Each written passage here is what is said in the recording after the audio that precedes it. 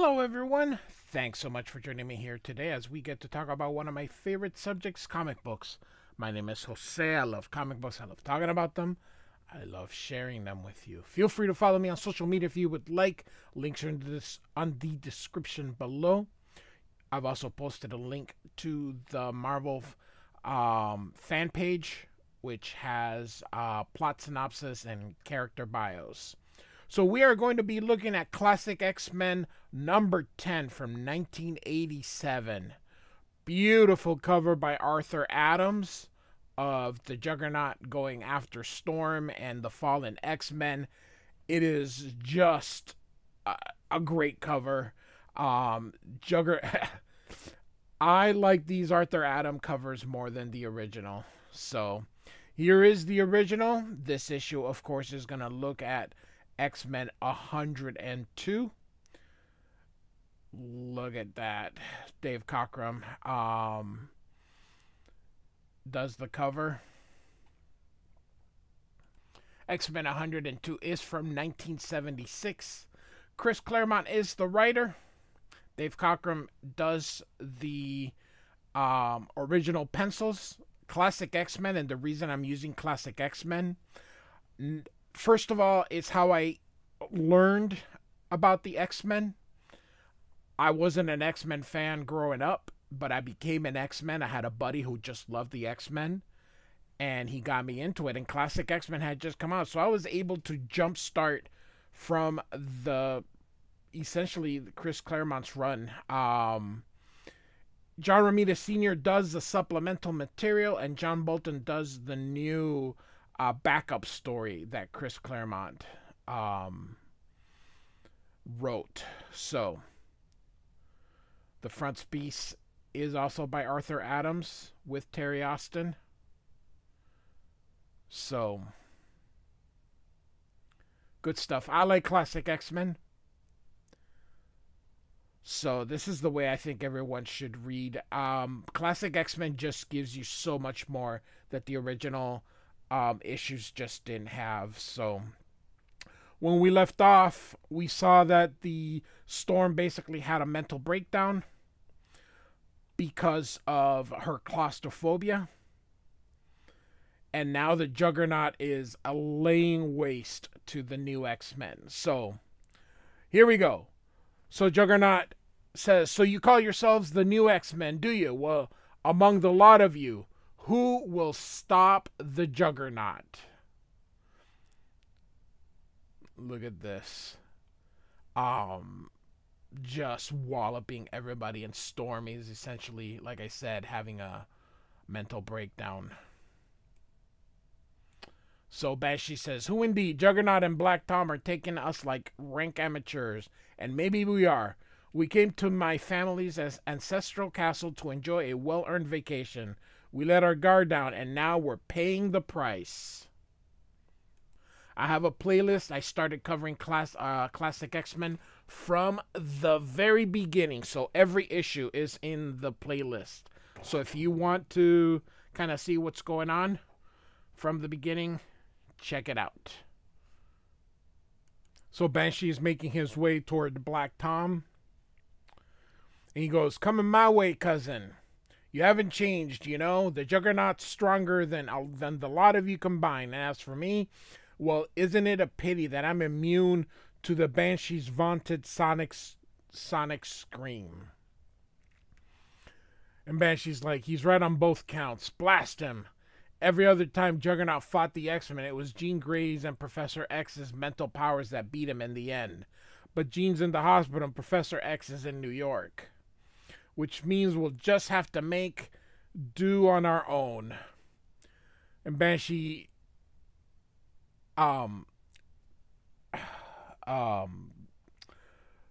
jumps. I was trying to look for the, oh my goodness, I apologize. Jumps toward Black Tom. "Maybe you're immune to my power, Black Tom Cassidy, but let's see how you fare against a good old-fashioned punch to the jaw." So they're Irish, so they're doing the Irish, the way Irish speak English. So Nightcrawler's like, Miss Juggernaut, you'll have to do better than that if you wish to tag Nightcrawler. And Colossus is concerned about Storm. He's like, what is wrong, my friend? You screamed a moment ago as if you were in mortal pain. And you can see here, Storm is like, Mother, help me. I'm so scared. So Wolverine's talking to Colossus, says, Colossus, what do you think you're doing, bub? I wish to help Storm. And Wolverine's like, forget Storm, you tin dummy. We're the ones getting stomped. And he's like, don't use that tone of voice with me, Wolverine. Fine by me, bub. And you can see Nightcrawler just go bam on the background. I got no more time for words anyhow. And just takes Colossus and shoves him into Juggernaut. Way to go, Ruski. So Colossus, of course, do not call me that, and do not come between me and my friends again, Wolverine, or by all I hold dear. Now, keep in mind that Wolverine, during this era, they were trying to figure out how to frigging get to Wolverine. Chris Claremont just kept making him an antagonist.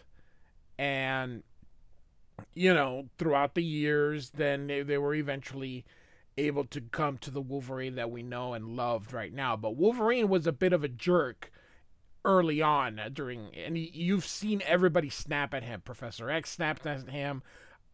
Cyclops snaps at him. Colossus is now snapping at him. Jean Grey snapped at him last issue. So, I mean, everyone's snapping at the poor guy. And so Wolverine takes his claws out and says, well, I'll be. Peter Pureheart finally gets mad on. Okay, bub, all you got to do is pick the time and place. And Juggernaut's like, here, fools, and now. And so it's too late. Here comes Juggernaut. And your friends already learned the hard way that nobody turns his back on the Juggernaut. Because no matter how hard you hit me or how hard you try, Juggernaut can never be stopped. That's what you say, Chubby, but let's see how that armor of yours stands up to the mutant with the adamantium claws. And you can see Wolverine attacks Juggernaut. So Juggernaut is not impressed. So Nightcrawler's like, nice try, Wolverine, but you didn't even slow him down. Now, the five of us, only Storm would even have a chance. But all she does is huddle in a corner and cry, Storm, Ororo, snap out of it, woman. And she's like, Kurt, please, we're being murdered, Storm. Why won't you help? And so Juggernaut's like, I wouldn't worry about the woman, Goblin, if I were you. So he goes after them but misses them both. And so Nightcrawler's going to try to get away and regroup here. So he thinks, the problem is that I can't keep out of his reach forever. And from all I've read, there's no way we can outfight Juggernaut. Our only hope is to outthink him. If only it were that easy. So Juggernaut's like, all right, since the goblins escaped me for the moment, I'll take the girl's life instead, and just grab Storm by the hair. And Nightcrawler teleports immediately back. Let her go, Butcher, lest you discover how much of a demon Nightcrawler truly is. And then he tosses Storm. My pleasure, Spock Ears. The girl isn't worth the effort anyway. And so this is one of the few times where you will see adultish language during this era. Damn you, Ororo. These are your friends being killed. Your friends who cry out to you for aid. And what is your reply? I'm sorry, so sorry. Help them. God forgive me, I can't. So we're going to get a bit of her origin, which has been a mystery. You know, we don't know much about any of these except for what originally was shared in Giant Size X-Men #1, and their origin has been little by little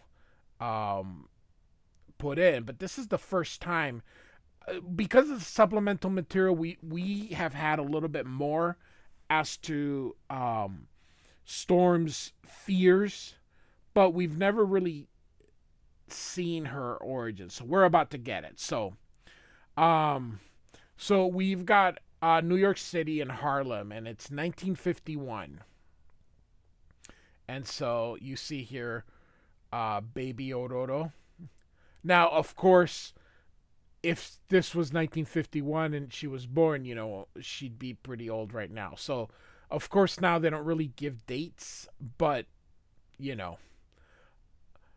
So here's her father and mother. So, and Storm was 6 months old during this time.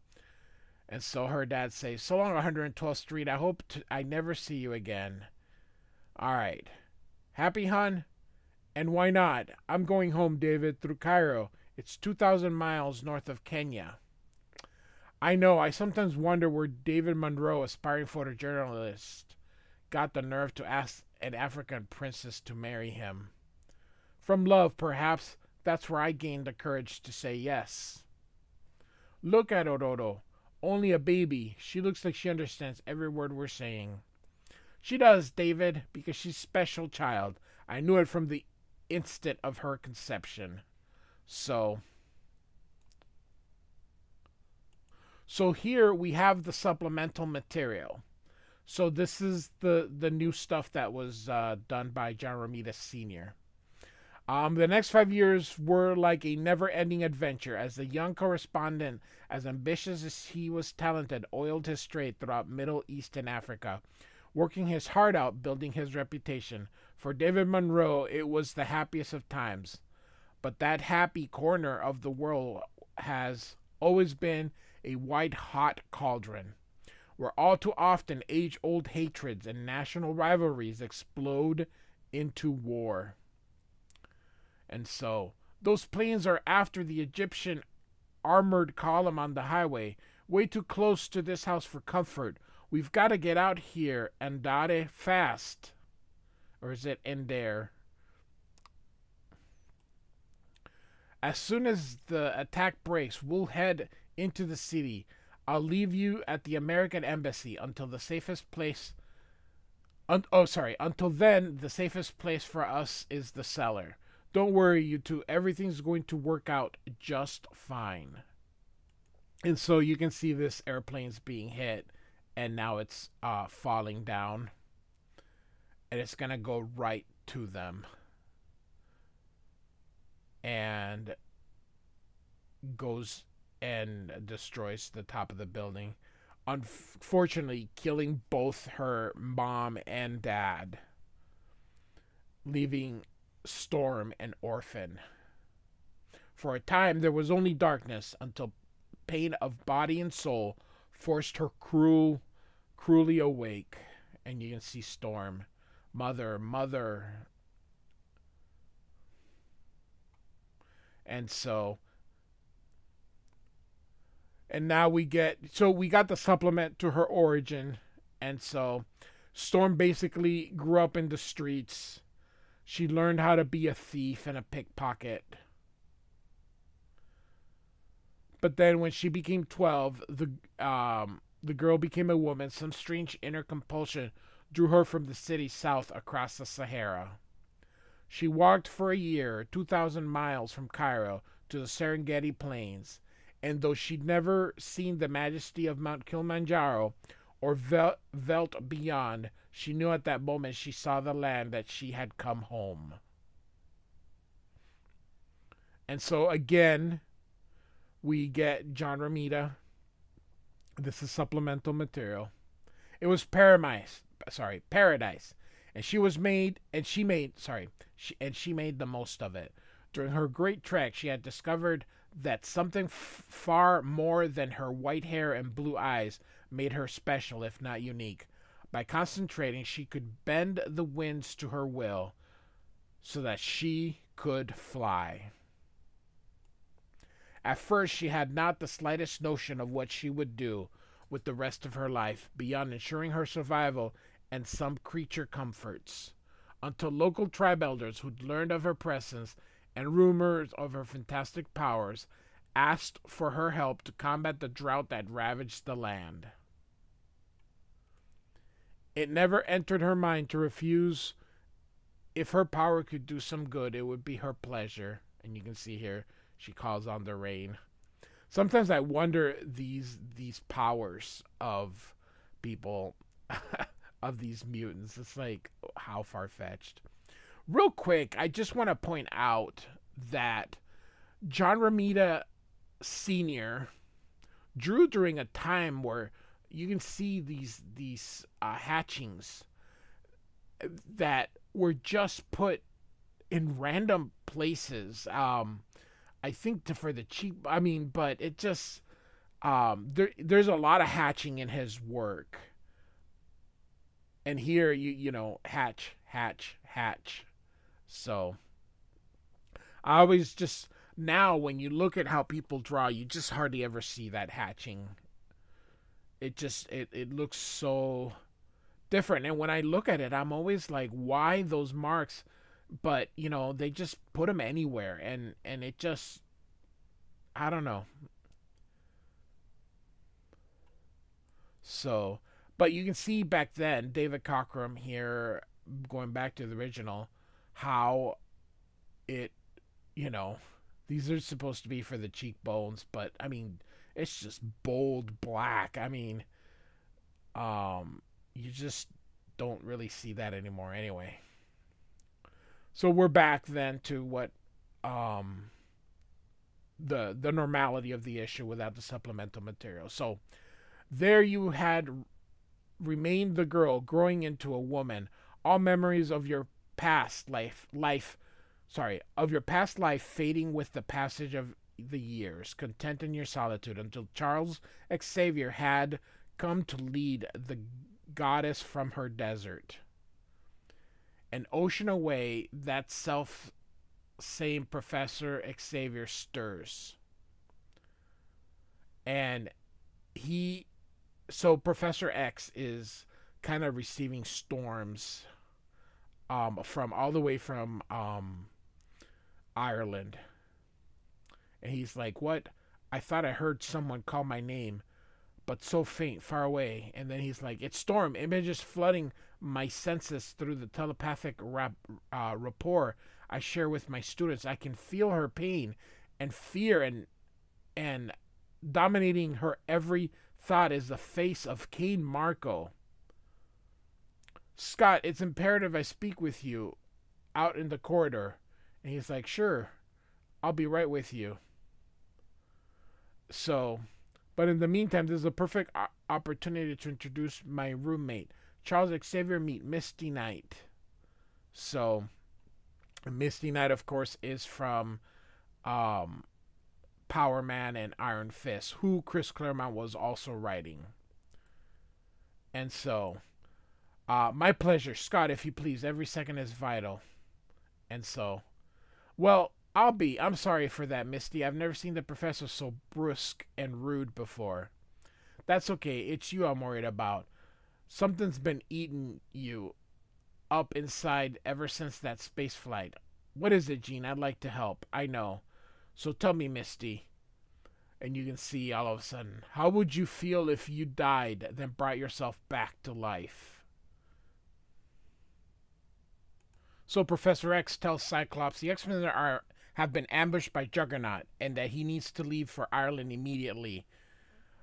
And Cyclops is not having it. He's like, nope, not this time. I'm staying at the hospital till Jean is out of danger.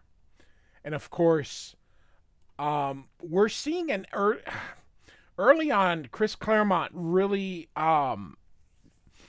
showed a lot of humanity in the X-Men. Professor X here snaps back at Cyclops, and he's like, what? You're putting the life of one woman instead of one person. But hey, it's the 70s, people. Ahead of those of your fellow X-Men. And he says he is because she, that woman, is the most important thing in his life. And he said there's nothing he can do to help the X-Men anyway. No way he can get there in time to make a difference. So, he says the professor that, he said it, and sooner or later the new team was going to have to learn how to fight on its own.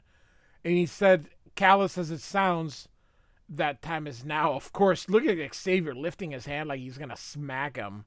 How dare you, he yells. You ungrateful, unspeakable cur. I took you in. I gave you, Scott. I mean, he is just, he's angry. So a cur is just, it's basically calling him a mongrel. It's an aggressive dog, essentially. Kind of like a son of a bitch, perhaps. They couldn't say that, so they would say cur. And suddenly, Cyclops says, "What is it, Professor?" And Xavier turns around and he says, "No, not my mind, not again. The face in the mirror. It's a face in my dream, but this time Cyclops can see it as well." And so we are going to now this would be a new page. So this was not in the original. And Professor X is basically saying, "Who are you? Why do you torment me?" We all know who she is, or at least if you've been reading the X-Men. If not, that's okay. We'll get to it. "Why don't you leave me alone?" he screams. "What do you want of me?" And Cyclops is like, "What happened?" And Moira McTaggart shows up. She's like, "Out of the way, boy." And he says he had some kind of seizure. And he says he's never seen like that before. And Moira says, "I have. That's why he summoned me." And Cyclops says, "It doesn't matter what the professor told us. You're not a housekeeper." And Moira says, "Who I am doesn't matter. And that it's the professor who's important. And that she's going to protect her. The dream is gone." And Xavier's like so close he could see the face. And he asks Moira what's happening. And Moira basically says that either his mind is unbalanced or he's slipping into madness.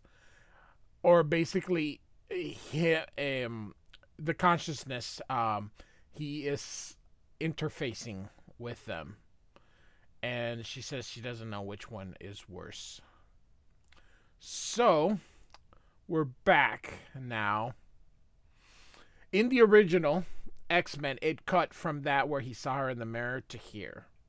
So, Chris Claremont, like I said, is adding supplemental material to kind of help the story. And the Juggernaut is still trying to get Nightcrawler, and Storm is still basically useless. And so Nightcrawler's doing all he can. So are all the X-Men. And so he's going to try to take the high ground. Juggernaut just dismisses Wolverine. Good thing he's got that adamantium, because he slapped him so hard his face or his head would have left, but luckily he's got that adamantium. So here comes Nightcrawler, and he grabs a lantern of some kind and throws it in Juggernaut's face. And so Juggernaut says that hurt. So and Black Tom tells I tell you the names, Black Tom. He tells Juggernaut that he'll make sure Nightcrawler pays for that, and hits him from behind with his power stick thing. And he lands. Now, this was a thing from back then. Whenever Nightcrawler was in shadow, he would blend in. The thing about it is, how does his uniform also blend in? That's the part where you kind of go, what? But it's comic books. I always say it's comic books, don't overthink it. But then I start to overthink it. how does the costume also become, blend? But and so there are these little elves that live in the castle and grab Nightcrawler. And so Banshee still fighting with Black Tom. And Black Tom says, Sean, I'm ashamed of you. Where's the Banshees of old, the Interpol agent who sent me to prison for life? For life? Then what's he there? And he's like, Banshee's like, what are you talking about?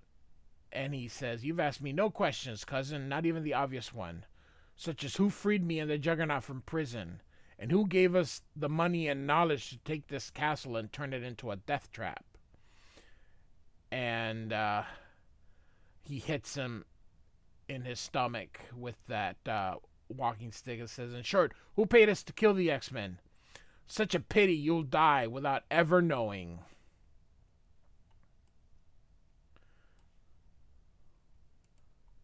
So Black Tom continues as he hits him in the head. I'll admit that your unexpected arrival forced us to move somewhat ahead of schedule, but the end result's the same. Our vengeance made that much sweeter by the fact that we're making a tidy profit at the same time. And the Juggernaut says, true enough, but my vengeance won't be complete until my hated stepbrother, Charles Xavier, lies dead at my feet. That will never be, monster. Someone says off panel, and it was Colossus. This is a great panel. Just look at that. Bawam! By the sound effect here. Because to get to, and then something in Russian, Xavier, you must first defeat Colossus, and I will not be beaten. Oh my goodness, what a great panel. Get up, Juggernaut, and I will knock you down again. And so, Juggernaut still dispatches Colossus. You still haven't got the message, have you, Colossus? I'm a Juggernaut. Flatten me 100 times, and I'll face you the 101st as strong and fresh as ever. And Colossus is like, words will not defeat me. And he does some kind of acrobatic move, which Frank Miller would be proud of that. And they continue to fight, and the wall, it collapses. And of course, Storm's like, oh, I can't. And so Juggernaut says, you got guts, kid. I'll give that to you. But only one thing matters when you're fighting the Juggernaut, and that's power. And Storm's like, I failed you all. I must make a supreme effort, conquer my fear. And Storm's like, you speak of power, Juggernaut. Behold, as Storm teaches you the meaning of the word. And Juggernaut's like, I'm waiting, lady. But if that's your best shot, I better make this short and sweet.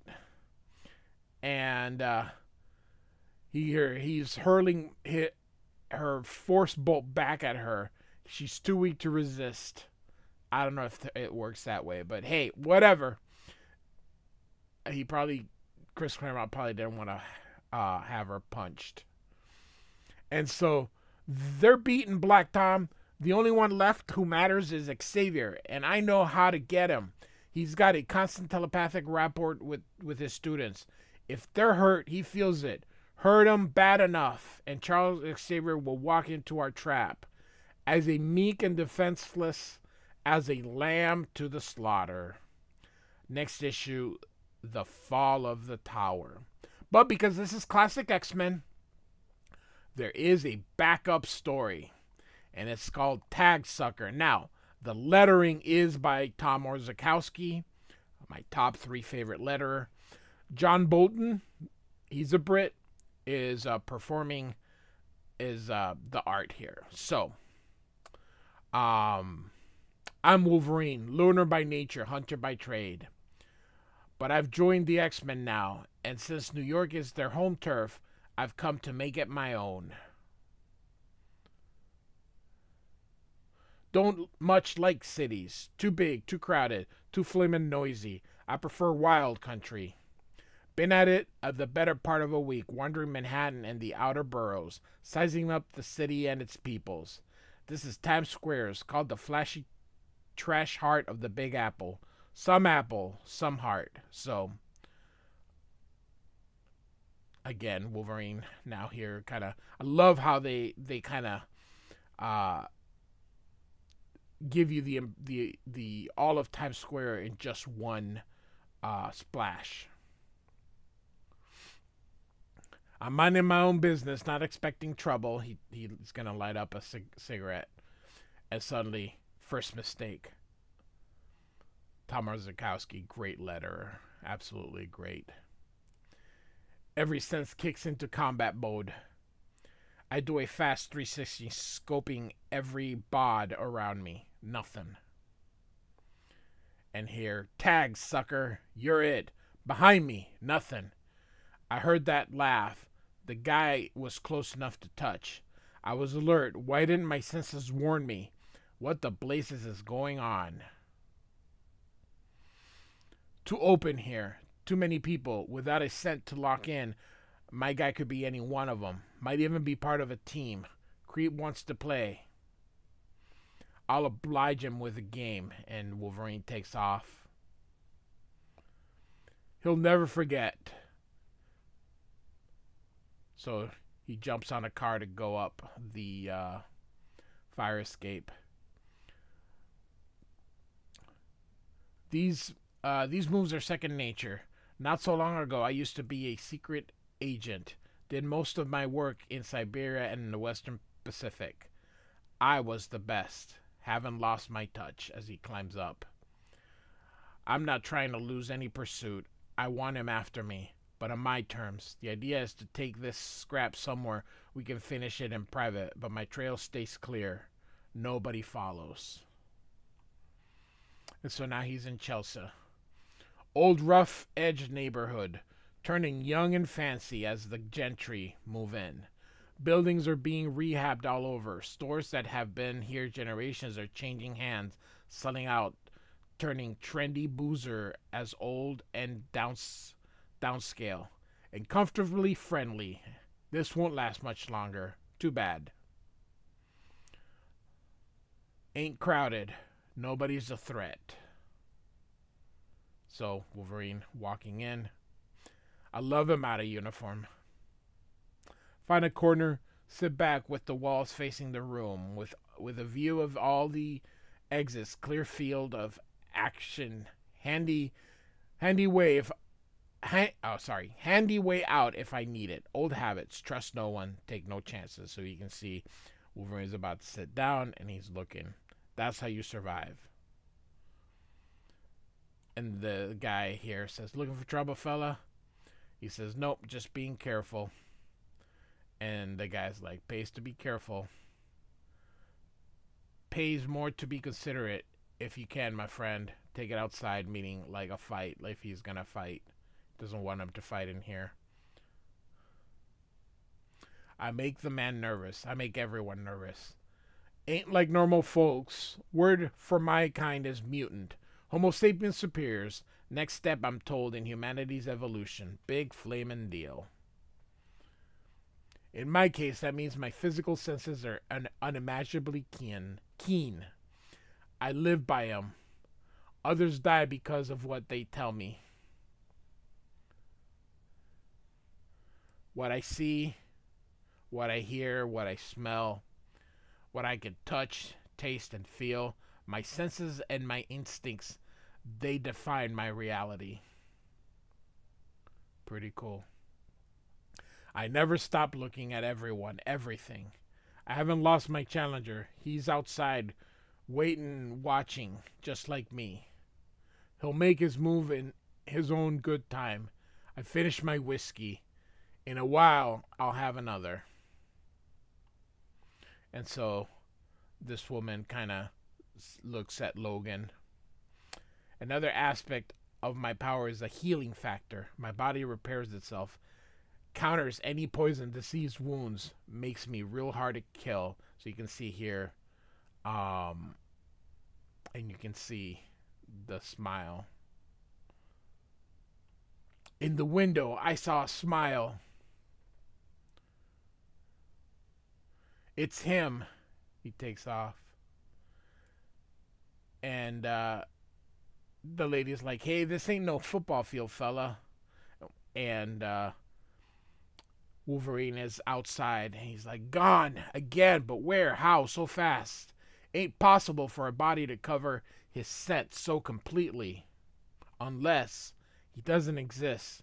My head's playing games, or somebody with mental powers, or some gizmo playing games with me. Bedrock at the base of my soul turns suddenly to ice, and that begins to crack.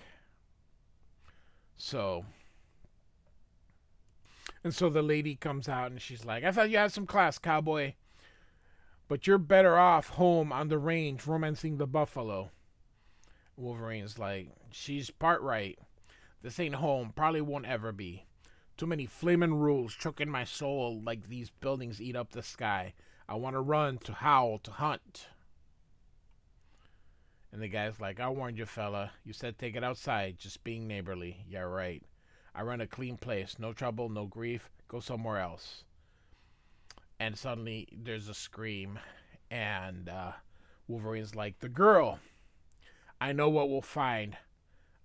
I've heard that kind of scream before. And the guy's like, oh, my Lord Francie. Laughter. Whispering in the wind.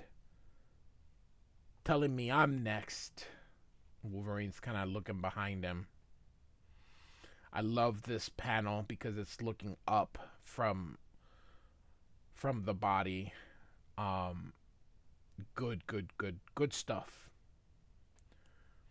Again, the animal urges to be free. Instinct, not thought. Sorry. Make tracks, find shelters, go to the ground. This time I don't resist. Beneath the gratings, a ladder. Emergency exit from the subway. None of the growing crowd notices me slip away. There's a maintenance walkway running along the tunnel. I can use that to reach the next station. And so he waits for the subway and he jumps on and loses his hat. Easier to take the train. I don't stop moving from subway to street and back again. Always looking over my shoulder. Always seeing nothing. Gripped by feelings too strong to be denied. Claremont Silver boasts. I'm playing this wrong. I know, letting my hunter call the shots, dancing to his tune, but I can't help myself. My combat skills, knowing how to fight, and when and where. They're all things I've learned, as opposed to what I know deep in my bones. They bind me to the world that built this city and made me less than my birthright. That laugh, the way the woman was killed, this whole game of tag, strikes a chord in my memory, one I wish I could forget, and sends a shrill of pure terror through my heart. And here's Wolverine, just waiting. At Battery Park, with my back to the sea, I don my colors, my Wolverine costumes, to make my stand. I show my claws, adamantium, the strongest metal known, bionically implanted into my forearms, my skeleton laced with the same stuff, making it virtually unbreakable, and me, some high-tech sci-fi piece of work. Wolverine, Weapon X, X-Man, Hunter become the hunted, killer about to be killed. I was trained by the best, to be the best. My knowledge and skills honed by a lifetime's experience, but I ignore all that. I cast my rationality away and let the animal loose. I trust my senses, and we can see whose hands these are. They play me false, and suddenly grabs. And he's like, tag again, sucker. You're it. You're out. And so you can see that Sabretooth, who drew blood. Love this. You can We keep his face hidden, but you can see here his smile. Expected better, boy, but then you were always a disappointment. An hour or so later, the Staten Island ferry cruises placidly toward its berth at St. George. Too late, the pieces had already fallen into place. Sabretooth. Old hates never dies. Ours won't tonight. Though he did his best. He tore out my throat. Should have suffocated, bled to death, drowned. As Wolverine's getting into the boat. But the body heals faster when it has to. I'm a mess, but I'll survive. Like always, we fought. Like always, we fought his way on his terms. I got lucky. He underestimated my healing factor. He won't make that mistake again. The Berserker, the Wolverine in me, that's no match for him. Only the man has a prayer. To survive, I have to change to accept what I am and grow from it. I'm not sure I want to. I'm not sure I can. Next, Hope. And so, here is the back cover by John Bolton. So, Classic X-Men, number 10, from 1987, reprinting X-Men 102. Written by Chris Claremont, art by Dave Cockrum, John Romita Sr. for the supplement, and John Bolton for the backstory. Hope you enjoyed it.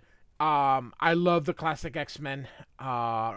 It's really good. That supplemental material really helps. So I hope you enjoy Classic X-Men more than you did with the original, because you just get something out of it. So like and subscribe, and I do thank you for listening. Goodbye.